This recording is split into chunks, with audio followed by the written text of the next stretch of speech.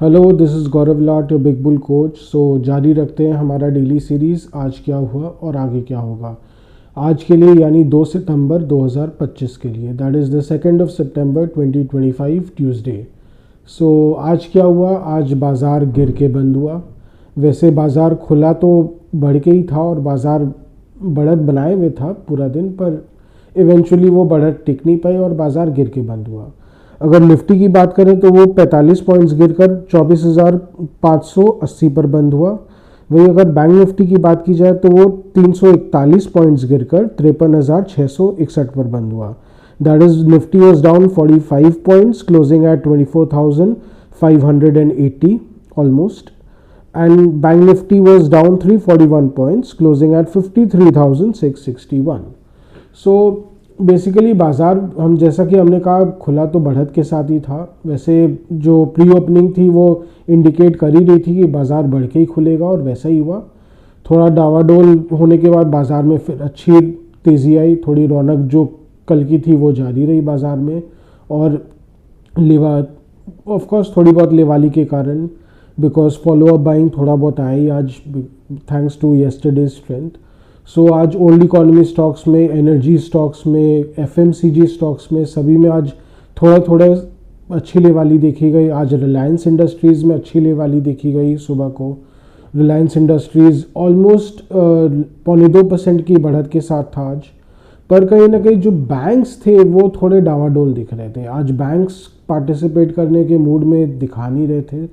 Almost सुबह से ही दिख रहा था ऐसे थोड़ी बहुत बढ़त के साथ थी बैंक निफ्टी, बट कोई खास वैसा ट्रिगर्स दिख नहीं रहा था उनके मूवमेंट में। और फिर फाइनली थोड़ा डावाडोल रहते रहते दोपहर आते आते बैंक्स में कमज़ोरी दिखने लग गई। निफ्टी भी जो है वो कंसोलिडेट कर ही रहा था 24,740 के आसपास। तो वो भी बार बार जब लगा कि ये अब कंसोलिडेट कर करके थक गए, नीचे जाएगा, उसको फिर से पटरी पे डाल दिया जाता। पर 2 बजे के बाद धीरे धीरे वो काम नहीं किया और निफ्टी जो पटरी से उतरा वो गिरते ही चला गया, पटरी से पूरी तरह उतर के ही चला गया। और ये कहीं ना कहीं of course primarily due to sell off in banking stocks. ICICI Bank हो, एचडीएफसी बैंक, एक्सिस बैंक, नहीं खास करके कोटक बैंक, ये तीनों स्टॉक्स में तो बहुत अच्छी मंदी देखी गई। ओवर 1% की मंदी देखी गई लगभग तीनों स्टॉक्स में। और आईसीआईसीआई बैंक में तो जो मंदी आई उसने तो 1400 के नीचे ही ले गया स्टॉक को। सो गौर करने वाली बात है कि आईसीआईसीआई बैंक का जो स्टॉक है ये 1400 के ऊपर ही ट्रेड कर रहा है पिछले कई महीने से, और ये बहुत कंसिस्टेंटली उसके ऊपर बना रहा है। आज फाइनली उसने 1400 के नीचे ही जाना है, अपने आप को मंजूर किया। सो कहीं ना कहीं एकदम साफ दर्शा रहा है कि जो 1450 के आसपास जो इतनी बिकवाली हुई है, डिस्ट्रीब्यूशन हुआ है जिसको बोलते हैं, उसका असर स्टॉक में दिखने लग गया। अब कहीं ना कहीं अब स्टॉक कमज़ोर पड़ने लग गया टेक्निकली। और एचडीएफसी बैंक तो थोड़ा टेक्निकल वीकनेस दिखा ही रहा था, और स्पेशली जो एक्स बोनस होने के बाद तो थोड़ी कमज़ोरी चली रही थी। सो वो भी आज जारी रही। सो banking stocks were the primary drivers for initial breakdown, और उसके अलावा डाउ फ्यूचर्स ने बाकी करेक्शन जो कसर थी वो भी निकाल दी। सो 2 बजे के पास आते आते डाउ फ्यूचर्स में भी अच्छा करेक्शन देखा गया। डाउ फ्यूचर्स जो डाउ 30 है वो करीब ऑलमोस्ट 300 पॉइंट तक सरक चुका था।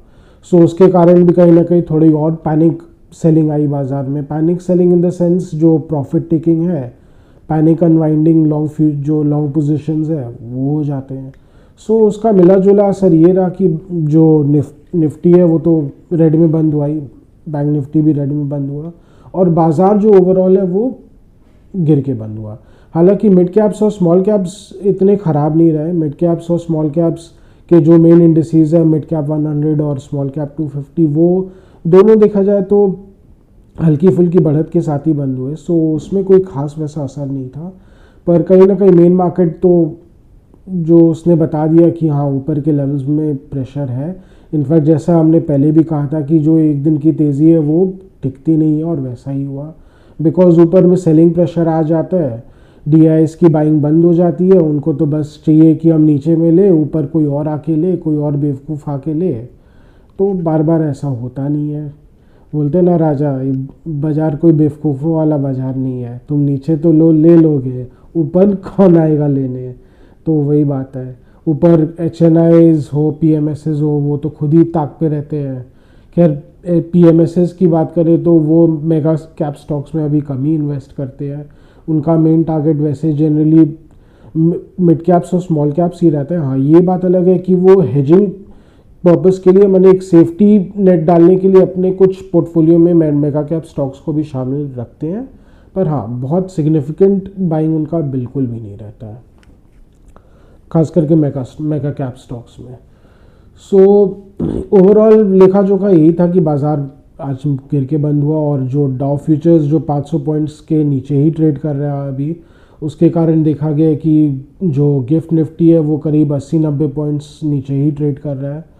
सो इसका नेट इफेक्ट ये है कि कल भी गिफ्ट निफ्टी वो 100 पॉइंट्स के आसपास ही गिर के खुलना चाहिए। हालांकि कल सुबह को क्या असर रहेगा ये भी बोलना थोड़ा मुश्किल है, बिकॉज क्या पता कल सुबह को मूड थोड़ा चेंज हो जाए, क्योंकि ये बाज़ार ऐसा है, माहौल ऐसा है, मूड हर 2 घंटे में भी चेंज हो जाता है, हर दिन में भी चेंज हो जाता है। अभी आज तो डाउ जोन्स भले ही 500 पॉइंट नीचे गिर के ही बंद हो, क्या पता कल डाउ फ्यूचर्स 200 पॉइंट्स ऊपर ही हो जाए एकदम से शॉर्ट कवरिंग के कारण, और एकदम एक मूड ठीक हो जाए बाज़ार का।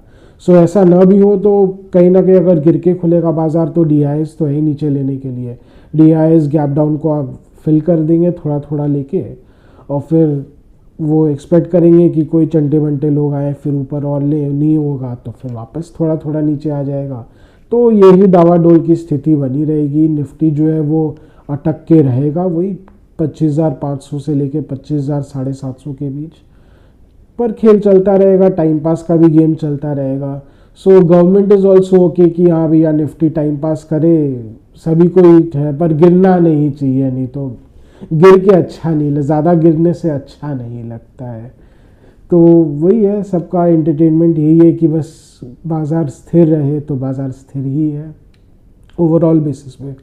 हालांकि ऐसा नहीं है कि एकदम बाज़ार मूव ही नहीं कर रहा है, पर अगर आप ओवरऑल बेसिस में देखें पिछले 1 साल में निफ्टी हैज़ गॉन नोवेयर। तो कहीं ना कहीं एक अगेन वही जो हम पहले भी कहा था हमने कि एक लॉन्ग टर्म जो इंडेक्स निवेशक है उसके लिए तो अच्छा नहीं है। बाकी और जो स्पेसिफिक जो म्यूचुअल फंड्स में इन्वेस्ट करते हैं तो वो पोर्टफोलियो टू पोर्टफोलियो डिपेंड करता है, पर हाँ इंडेक्स पॉइंट ऑफ व्यू तो बाज़ार एकदम भी अच्छा नहीं है ये। वैसे देखा जाए तो इवन कहीं ना कहीं जो मिड कैप्स और स्मॉल कैप इंडेसेस है वो भी कहीं ना कहीं अब थोड़े थोड़े स्टैग्नेट कर रहे हैं, बिकॉज अगेन ओवरऑल बेसिस पे वैल्यूएशन का जो प्रॉब्लम है उनमें भी अब कहीं ना कहीं जो ग्रोथ है वो रुकता नज़र आ रहा है। सो ओवरऑल जो मेगा कैप्स और मिड कैप्स का तो यही है। हाँ, ये कि अभी जो बाज़ार चूँकि मोस्टली साइडवेज ओवरऑल ट्रेड कर रहा है, सो कोई ना कोई बाज़ार को कोई ट्रिगर मिलता है तो कोई ना कोई सेक्टर को पकड़ लेता है। जैसे अभी फिर से एक बार शुगर सेक्टर में थोड़ी उफान दिखी जा रही है, तो जितने भी जो शुगर स्टॉक्स है जैसे बजाज हिंदुस्तान, द्वारिकेश शुगर, इनमें थोड़ी फिर से तेज़ी देखी जा रही है। कल से तेज़ी चालू हुई थी, आज भी वो तेज़ी जारी रही।